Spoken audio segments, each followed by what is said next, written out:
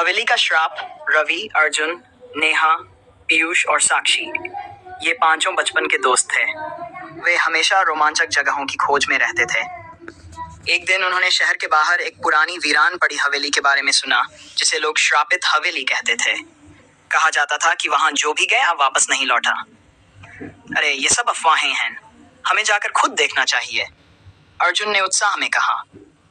बाकी सभी ने हामी भर दी और वे आधी रात को टॉर्च और कैमरे लेकर हवेली की ओर निकल पड़े। हवेली घने जंगल के बीचों बीच खड़ी थी।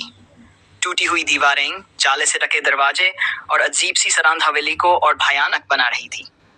यहाँ कोई रहता है, नेहा ने धीमी आवाज में कहा। नहीं, लेकिन ऐसा लग रहा है जैसे हमें कोई देख रहा हो, पीयूष ने सरगोशी की। वे अंदर गए। जैसे ही उन्होंने दरवाजा खोला, वह तेज आवाज के साथ अपने आप बंद हो गया।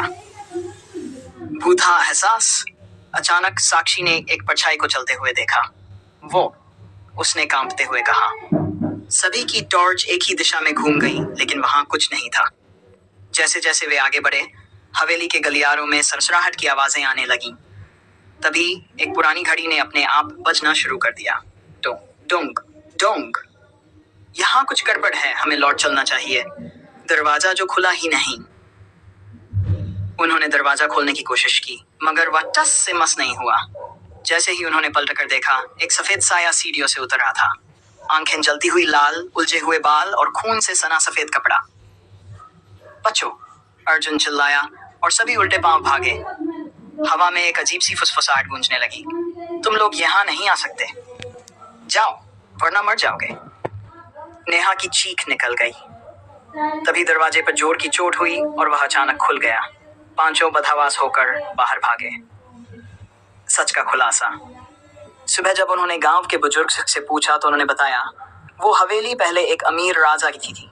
वहां रहने वाली राजकुमारी को उसके दुश्मनों ने मार दिया था। तब से उसकी आत्मा वहां भटक रही है। जो भी उसकी शांति भंग करता है, वह उसे मार देती है। पांचों ने कसम खाई कि वे फिर कभी ऐसी जगह नहीं जाएंगे। लेकिन जब उन्होंने अपने कैमरे की रिकॉर्डिंग चेक की तो उसमें एक डरावनी हंसी सुनाई दी, जैसे कोई कह रहा हो, फिर मिलेंगे।